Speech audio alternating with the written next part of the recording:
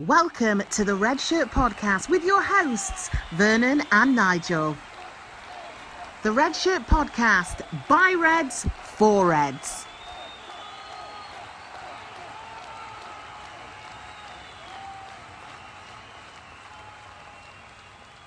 Hello and welcome to this week's Red Shirt Podcast with Vernon and Nigel. Coming up on this week's episode, we talk about 2 points dropped at Southampton. Do United need a new striker? Also, we'll be talking Champions League. It's the big draw on Thursday. And we'll be previewing our games against Wolves on Sunday. So, Nigel, here we are again. Summer's here. We're enjoying it. But after the excitement of the 5-1 win against Leeds, old bones came back, didn't they, to haunt us in the Southampton game. Okay, I'm just gonna keep it. I'm just gonna put a pin in it for now. I've got a lot to say, but yeah, it's been an interesting week, hasn't it? It has. But Nigel, we've got two fantastic guests on. We're gonna introduce first of all Anif. Now, if the Red Shirt Podcast was in Vegas, I'm starting to think that Anif would have a residency with us because it's like good, isn't it, Nigel? It just be a residency. Yeah, it keeps coming back, doesn't it? It does. Annie loves it. Annie, how are you doing, my friend? I'm fine, thank you. Really pleased. As I've been wrestling with wardrobes, so to come to the Red Shirt Podcast is an oasis at the moment. So thank you for relieving me from fighting with IKEA wardrobes. We love to be the liquid that, enriches your mind. That's all I've got to say, Annie. And Nigel, we have got a fantastic debut this week, haven't we? Somebody that's very special. The community knows her well. She does a lot of work. We're honoured to have her on, as we are honoured to have a lot of our guests on. But I'd like to say, Chinyere Mackenzie. I think a lot of you know her from Legacy and on the radio. If you'd just like to introduce yourself to the Red Shirt Podcast. Excellent. Hello, Red Shirt Podcast, and thanks for having me here, guys, for sure. I'm Chinyere Mackenzie, a radio host on 90.1 FM on the Mum and Knows Best show. My connection with football is that I'm the original soccer mom. Listen, no life and going football every single day, for sure. And also, I have a bit of a background as a ex-footballer as well, so I could give you kind of behind the scenes how things go for a real family that is absolutely in the trenches of this whole game of professional life of football, which is not easy, guys. It's not easy. So I'm here to dish dirt. I'm gonna jump in here. She's being humble here.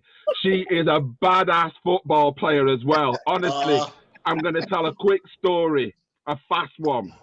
I'm at work one day. Chinyere rolls up in a car. The door flies up. I'm playing football with my mate Andrew Sprott. Chinyere runs up. I pass the ball to Chinyere. She's in heels, bro. She doesn't break stride, grabs the ball, flicks it over her head and volleys it. My mate Sprott just went down and went, I want to marry her. Who is she? Who is she? So, guys, going back to Sunday, I think a lot of people are excited going into the game. I mean, I've been reading a lot of social media, got really into the build-up. Sunday came, and the disappointment hit us again. It was a 1-1 draw, wasn't it, Nigel? 1-1 draw. Yeah. And first of all, I've just got to say, it was 2 points dropped. But what I want to ask is, we had a big debate on last week's show, and you suggested that there should be changes. We said he should stick with the same team, and he changed it, but not with the changes we expected. Were you disappointed with the team? So I was absolutely disappointed with the team. When I saw Matic's name on the sheet, I was immediately worried. I thought, well, okay, maybe something's wrong with McTominay, but I didn't expect to see Matic on there. I'm thinking, do we know who we're playing? We're playing a team that's quite physical, likes to run a bit, no mugs. So why are we sticking, Matic in there? He's just super slow. Now, to be fair to Matic, he didn't have that bad a game, but straight away I'm thinking we're sending the wrong signals there. We're supposed to be a team that's going to be competing, this year. So why are we bringing out players like Matic so soon in the season? I understand about squad rotation, but it just sent the wrong signal. I mean, yes, I did go on record as saying we should change it, but I'm expecting Sancho to come in. I'm expecting Varane to come in so we can play high up the pitch, so we can impose our game on the opposition. I'm not expecting us to go and literally play the same game we've always played, but with worse personnel doing it. So I was really disappointed. Well, Anif, coming on to you, Anif. Obviously, United decided after last week's impressive performance up front, where even though he scored once and Fernandes got a hat trick and Pogba got, 4 assists, our man Mason was obviously talk of the town. And for some reason, he decided to come, bring back Marshall. Was you baffled or confused by that, Anif? Why you bring Martial to me, man? You know my opinions. It's like he should have gone 4 seasons ago, fam. And what's he doing with his head? You know what I mean? His hairline's gone now. You know what I mean? I think he sold his hair to save up. Thinking Martial shouldn't have been on. I don't know. It absolutely nothing we got from him. You know what I mean? And it's not a personal. It's just I think he needs to look at himself and how is he fit in with United at this moment, you know what I mean, and stuff. And I think to me, time's up for him. I really do think the time's up for him. Nothing came into him at all. You know what I mean? And it wasn't that he just didn't look as though he was up. His whole body language didn't look right at all. I mean, it was funny because we went a goal down, didn't we? Obviously. And I think that United were on top for the first half and should have gone ahead. They had like a couple of opportunities, especially from set pieces where United looked particularly strong on. I thought that the first half turned when Southampton's Dropper left an elbow on Greenwood. And for about 5-10 minutes, United just, Jack Stevens had an absolute strop in the middle, didn't he? Because obviously the referee stopped the game. But for the next 20 minutes, United seemed to be bullied, didn't they? On especially from a game that they were on top of. I mean, did you find that frustrating? Because when I was watching it, Anif, I found it so annoying. We'd started so strong, and then obviously we conceded such a poor goal, didn't we? I don't know what goes on. Sometimes I wonder the fitness or whatever. Because late in the game, they were shattered, and that was shocking to me. You know what I mean? It's just United. It can be just frustrating at times. You know what I mean? Really, really frustrating. In terms of kind of connecting up and stuff. And I don't know. It was just a really disappointing. Honestly, I was upset that day. Really upset. From the week before, not having expectations, hoping that just do the same again this week. I'll be happy if you do the same. Then you see the team come out, you think no, and then you see what happened. You went. He just completely dragged the whole thing down. You know what I mean? And stuff. Yeah. So, yeah.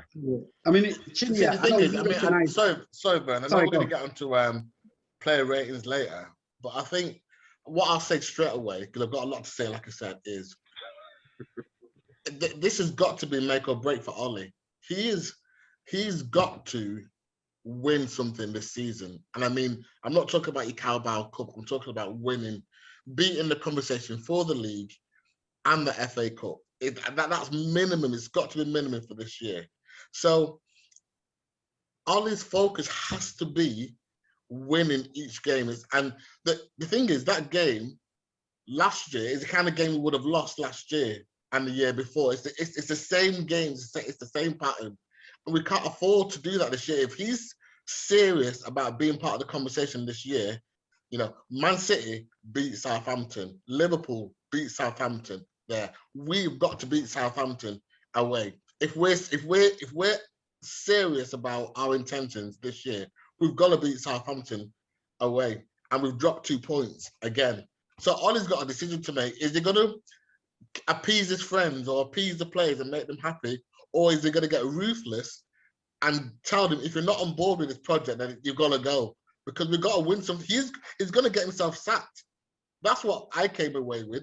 And I'm not saying I'm an Ollie out, but he's going to get himself sacked, because these are the games you've got to win. to send a signal to the whole league that we're serious this year. I think you're right there. I think you make like a very good point there, Nigel, which I'm going to bring back in a couple of minutes. Chinyere, I know that you recognise a really good striker when you see one. Mason Greenwood, were you disappointed that he was obviously put to the right and, you know, Marshall started up front? Yeah, definitely. I think it was saying Marshall up front. I was quite like, ooh, is that a good move? Is that a good move? Not quite sure. Greenwood, he's been really good for United, I'd say. I would have kept him up front, no problem. Greenwood, and it's really hard actually commenting on personal players like this, honest, and kind of thinking he's not good, because in the background, the work that the guys do, I have to actually commend them anyway. So I can't stand here and slag them or say, but you know, it was a shock. It was a shock, and Greenwood should have been the one that was up front. I think, especially after the week before his performance, I couldn't understand, like you couldn't understand, why they made that, you know, accommodation. It shouldn't have been. It should have like start with the man that's on form, and you know, see how we go from that. Because as soon as he went into the middle, United looked like a different team again, didn't they, in the second half? And if my friend, I want to come back to something about when we kind of take Ollie. Something to me is fundamentally wrong, which might even relate to even, you know, passion. You know, Chinyere's a soccer mum. I bet she's on the, come on, you know what I mean? You know, you're there. And Nigel, you know, you don't get that from, I know he plays it cool, but look at Klopp, look at Chelsea's manager, look at Pep Guardiola. I do not understand, you know, and the thing is, he is below them in terms of probably football now. So let's be honest, you know what I mean? It's tactics. So, all right, if you're not that good at tactics, at least come with a kind of, you know, a super passion. You know what I mean? To communicate to the players, you really want them to drive through and such. And he's there with his hand in his pockets, like, hey, you know what I mean? I just think, may I look at the psychological dynamics of what you're saying and how you communicate with players, and that then evokes itself into the crowd and then thing is the whole club. You know what I mean? What you want, you know what I mean, and stuff. And I think it's something that says a lot to me. It says a lot to me, you know what I mean? You know, I know even if you're a Sunday League thingy, you'd be like, come on, get in, you know what I mean? You know, far more. And it's almost like it's too cool for school. Anyway, it's a great point, Nat. A really great point, because last year, because of the work that I do at United, I was actually there when it was actually behind closed doors. Yeah. And I was quite near the benches.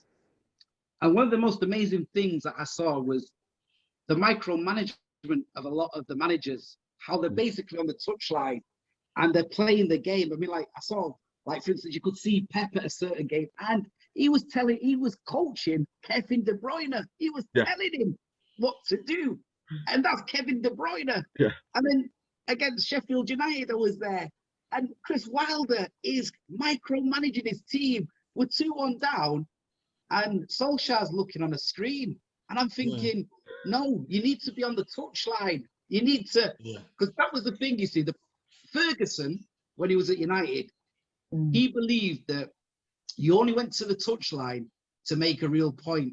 So if Ferguson went to the touchline, it was either to send a message to the referee that you're not giving the decisions my way, and I'm letting you know. So my presence, I'm going to show you my presence. But also, it was a kick up the backside to the team, because they used to think, he's on the line, we're in trouble, we're not doing something right.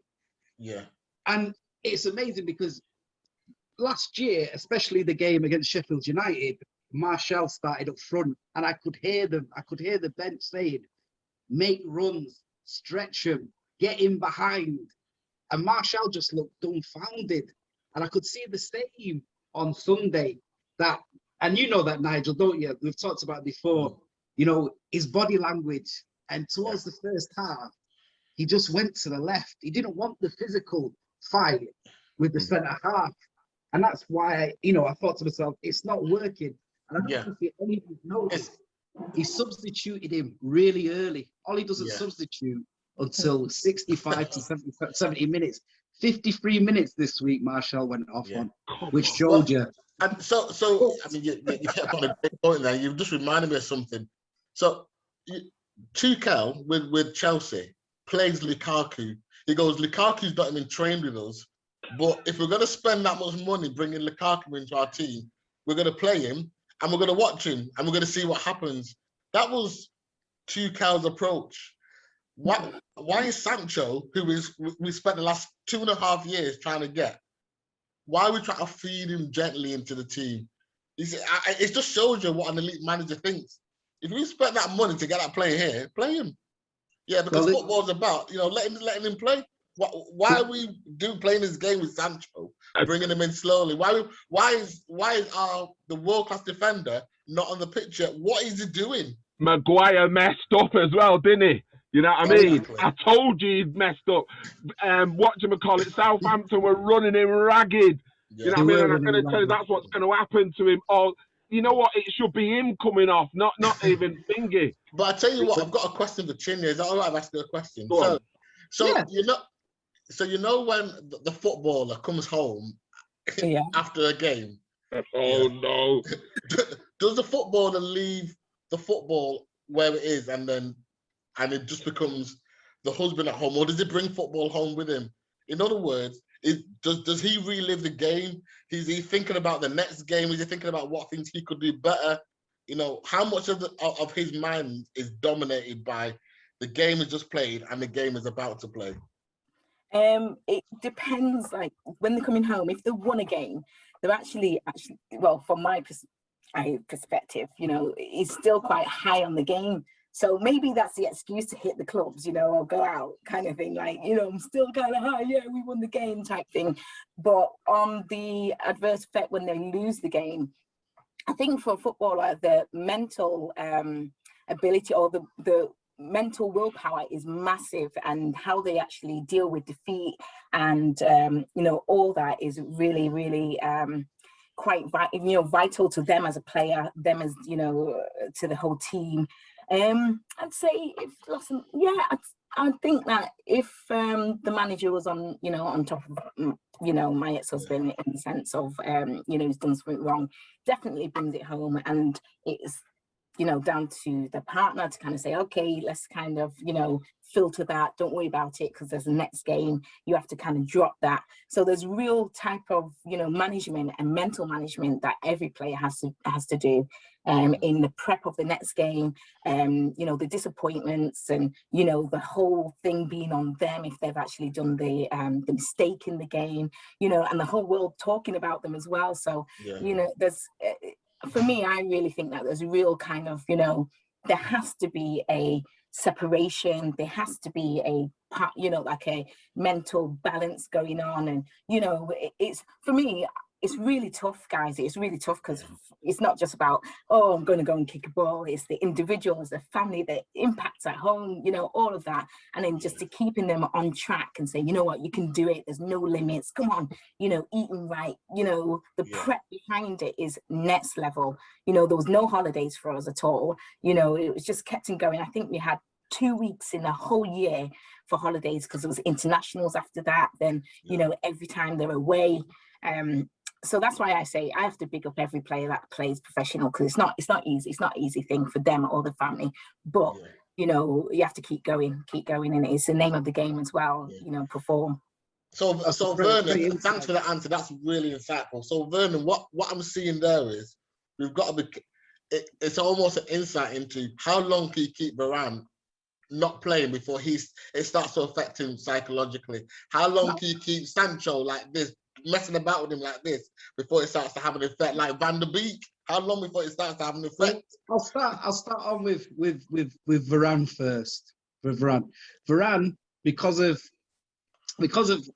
quarantine, isolation, and moving over, he hadn't trained for 17 days. So that was the reason why they kept on to him. Sancho will probably start this. I expect Varane and Sancho to start this Sunday.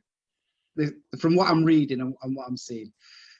The thing that confused me most about Sunday's game was McTominay was on the bench because apparently he was carrying an injury. Now, the two things that I couldn't get my mind past on Sunday was, one, when they brought Matic off and Fred off, McTominay and Lingard came on for both of them. And I'm thinking, well, if you're Donny van de Bench, you're kind of thinking, why am I not coming on? Do you know what I mean? I haven't been to the Euros. I haven't played, in the Copa America. Yeah. I'm fit. I've done what I'm supposed to do. So why am I not coming on?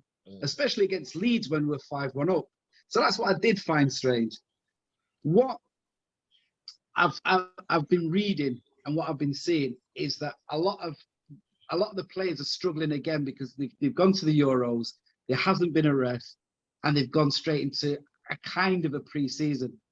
I don't know if you noticed, but they had a game, didn't they, last week against Burnley? We talked about it. And the last 20 minutes of that game, Anif, there was no legs, was there? They were shattered. They were treading water, weren't they? Well, I don't know. Well, that's what we saw with Southampton as well. You know, I mean, it was. You actually saw Pogba almost like he'd been at the pub the night before, almost puffing heavily, and it was like, what's going on here? And you kind of wonder, is it overtraining? Is it overcommitment? Is it games or such and such? And I give your point right. Bringing on Lingard and McTominay, I think he has an enthusiasm. I do like McTominay. I'm not gonna deny it. I do think it. Lingard, what was that about? I think he felt even a bit surprised. You know what I mean, and stuff. I think so, because I think if you're Donny van de Beek, especially with Lingard, McTominay's got a future with the club.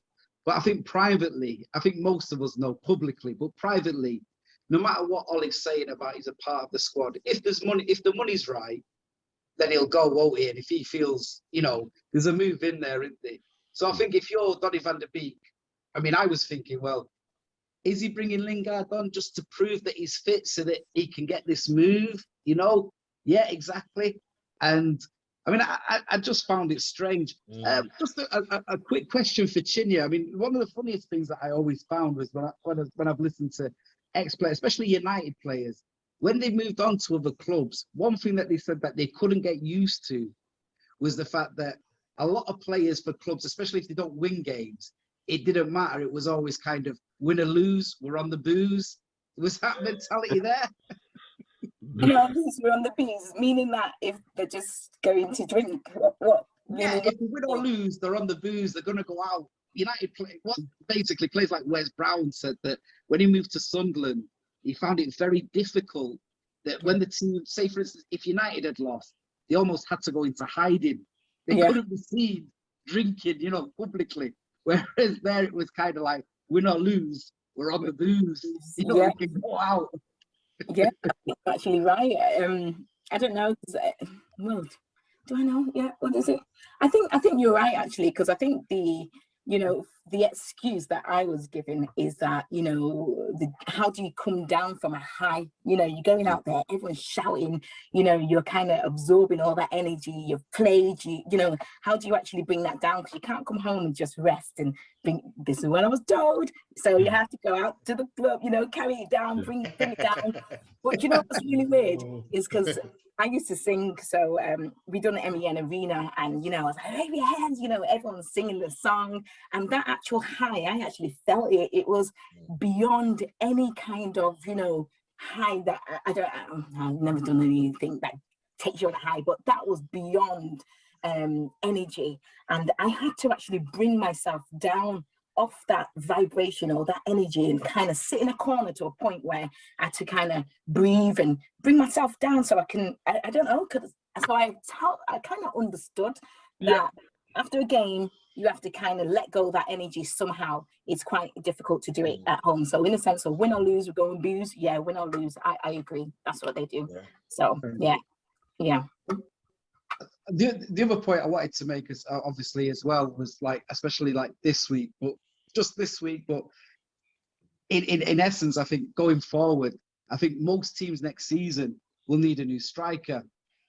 Now, from United's point of view, this brings like a real conundrum up there because obviously we've got the talent of Mason Greenwood, who's obviously the best talent, Nigel, at the club when it comes to finishing. Do we this season, and this is what I've been thinking about, next season, do we look to bring in a big striker, or do we carry on developing Mason, let him start in front, and maybe go out and get another player like Robert Lewandowski? Or is it Haaland or Harry Kane? What do you think about that, Nigel?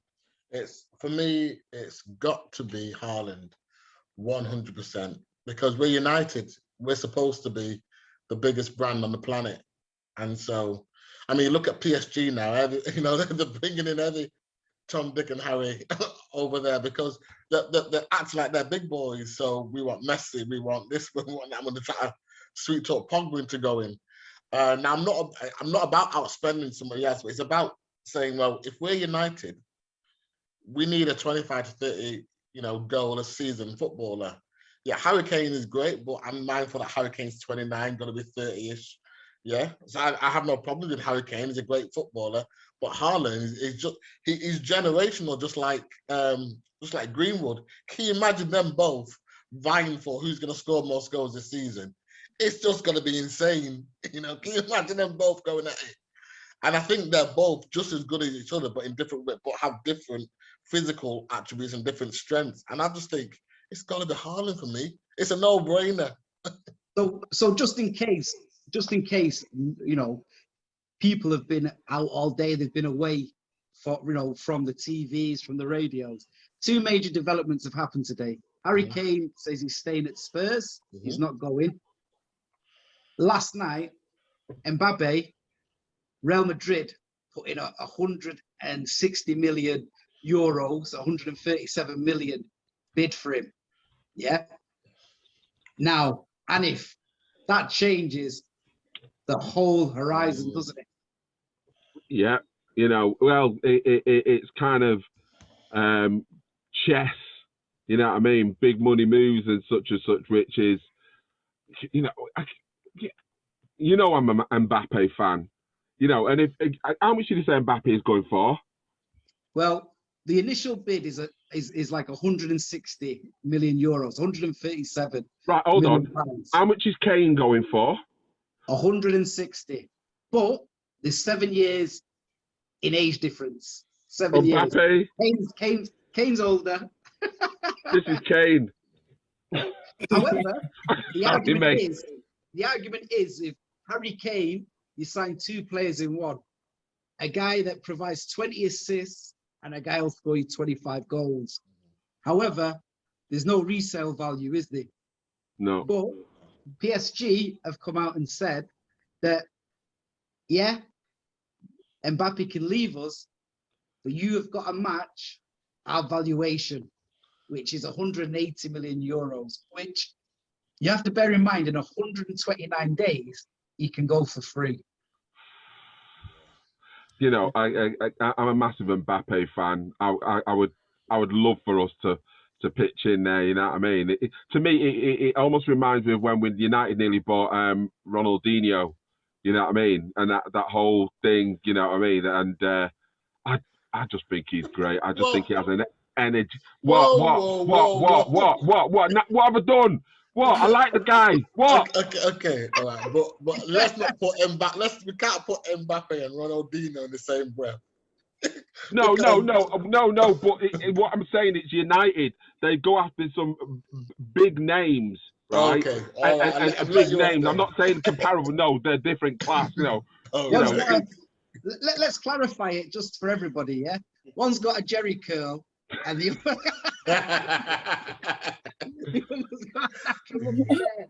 I mean, I like Ronaldinho. I love the guy to bits, but he's not leaning back on my couch. Do you know what I mean? Glow flow, whatever. Yeah. I want to come back to something. With recapping on Chinyere with having a partner who's thinking. I went, and I do wonder sometimes, can it be a madness when we talk about Ronaldinho? you hear about when he was in prison, he became a celebrity even when he was falsely locked up. You know what I mean? I ended up one night in Liverpool going to a gig with DJ Target. Balotelli's there. Me and this guy called Killer Benz is there. You know what I mean? This Manchester artist. Other Balotelli. Honestly. Now, this is a Man City player. You should have seen the disgrace the Liverpudlians were doing when they saw Balotelli bowing down, Mario. Honestly, and now, I can't imagine what it'd be like if you go out into certain towns, even being a thingy, trying to eat and such, and have a life, and you've got to have this whole persona on. You know what I mean? I must admit, Mario, that cost him £240,000 that night, because that was the night he went to a certain club, which I did not go to that club. I told him, don't go in there, Mario. I said, do not go in there, bro. I saw them people shouting on phones. I thought pamparazzis are coming. That's when he got fined 250 grand and such. No. But my point being is, what is there a pressure on even when you're in that situation with partners? You know what I mean? Because going out, it's like, yeah, well, I think so, but I think the guys know it's part of the game, because I feel like it's when the whole Beckham started, that was when that whole footballer became a rock star type thing, that whole kind of thing started to become that, because back in the day, footballers, okay, got enough love for years, but I think that rock star thing came at that point, and then now it is a thing where, the footballers are seen as celebrities, and, they do go out, but I always said to my partner, it's a part of your job, it's part of your job. You have to, it's a part of it. So, go take the picture, go do it, but I don't know, my man's a bit arrogant, like say, oh no, I mean, what do you mean? No, I'm not even signing it, go away. You know what I mean? So, but there are people as well. Yeah. So it's a bit of a mix, but in a sense, I think that you understand that now it's a part of the whole package. So they kind of go to particular places, and they kind of maybe expect that people are going to come over and say, can I have an autograph? Can I have a picture? And it's part and parcel, just like kicking the ball. So I think it's cool. I think it's a very good point you made there, because I remember when Dennis Bergkamp moved from Inter Milan and he came to Arsenal, and the reason is that he felt that in Milan that he was just in too much of a goldfish bowl. He couldn't go out for a meal without people, wanting to basically believing that he was public property. Whereas a lot of footballers come to London and they're professional footballers, but it's so fast there that nobody recognizes them. They can go, wherever they want, and nobody's really bothering them. They have that enjoyment, and that's why a lot of the pull is for them to go to London, because they enjoy themselves. And I was reading an interview about Roy Keane a few months ago, and somebody was basically saying that when he's at an airport, if he's at an airport or a public place, if somebody comes over and asks him for a photograph, he doesn't mind. He'll do it. What he doesn't like is when people sneakily try to do it, because it's infringing his privacy, but also he hasn't given him, the actual sort of permission, to actually take it. And I think the thing is, sometimes, from my point of view, I think we ask a lot of footballers, especially, they could be at weddings and you're expecting them to take a picture with you, and if they don't, it's like, well, you're out of order. Who do you think you are? And it's like, well, just hold on. There was a reason why you wanted a picture with them in the first place. We've got to remember that they want time with their families as well, don't they? That private time, as well. Which brings me on to really my next point. 6 days' time is transfer deadline day. So we all know transfer deadline day and how busy it is, and Sky get their yellow ties on and all the women dress up in yellow and all the rumours there, and we're kind of locked to our phones and Twitter, the radio, to see if there's that big move. Now, my question for Nigel and Anif, is, do United need to sign anybody extra? And will there be one more signing? And Chinyere, I'm going to bring you in at the end of it, because I want you to give us a different spin altogether, if that's okay. So, Nigel, the floor is yours. Right. So, it's a great question. And before the game we had, I would have said, you know what?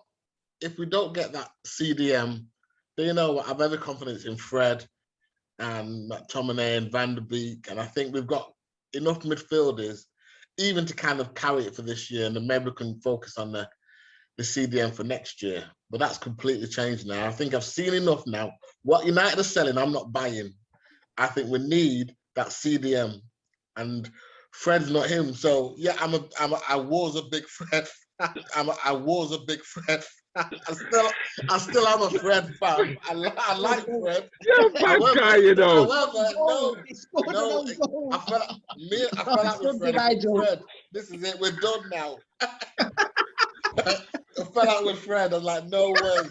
That's unacceptable. You know, I tell you why I fell out with Fred. Let me tell you why I fell out with him. Because he knows what the stakes are this year. He knows that all the conversation has been about a CDM. Paul Pogba, will he stay, will he go? So his role is pivotal this year. He knows that if this is the year, make or break for him. And then to put in that abject performance, it was just unforgivable as far as I was concerned. I think Fred had a bad game because I wonder if it was the imbalance of Matic behind him. I really do. Together. Can't play together, them two. That was one of the worst he's had, and normally, you know, he has, even in his mediocre, he's all right.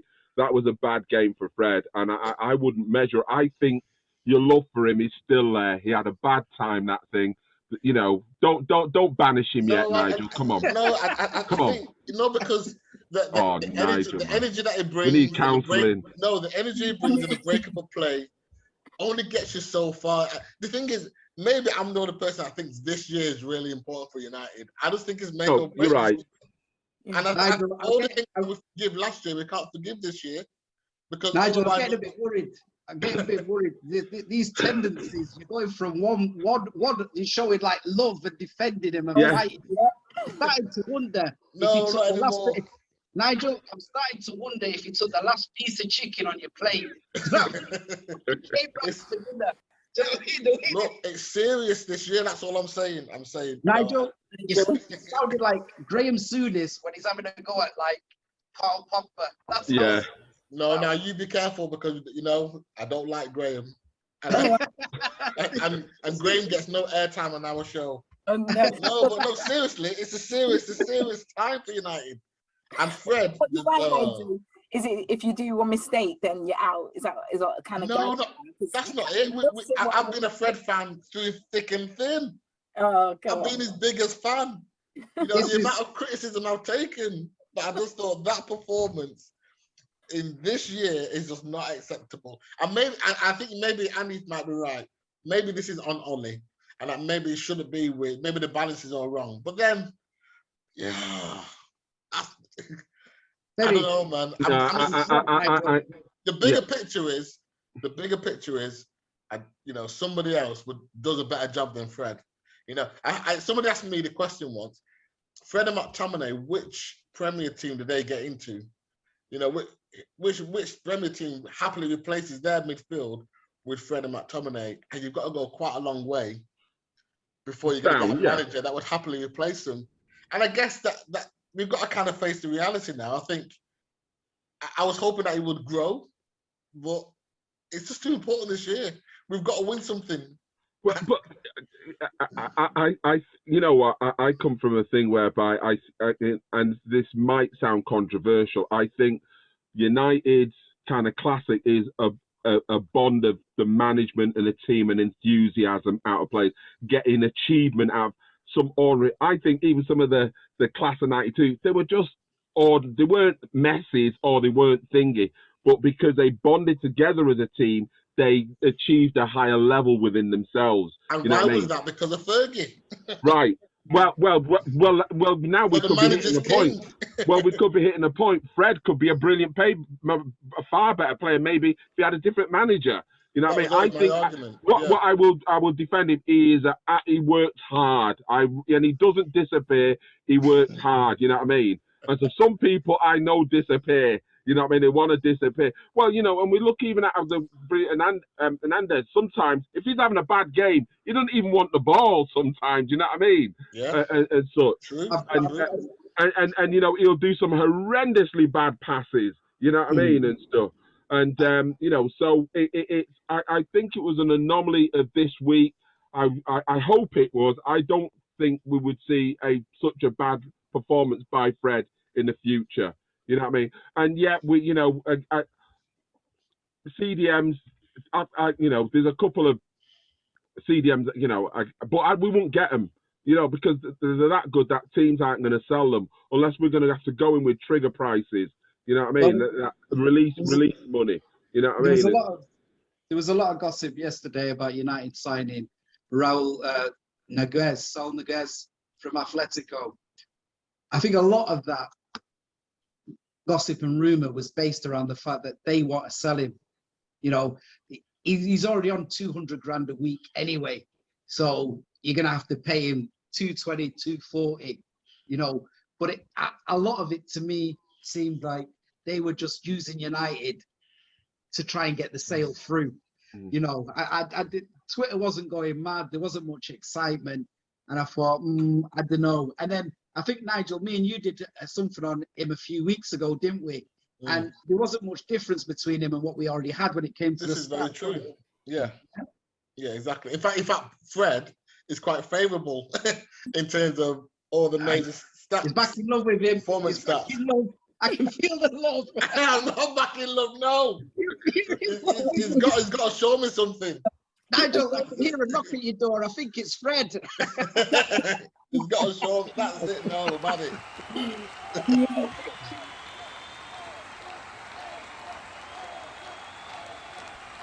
The Red Shirt Podcast, by Reds, for Reds. Don't forget to like, follow and subscribe to the Red Shirt Podcast.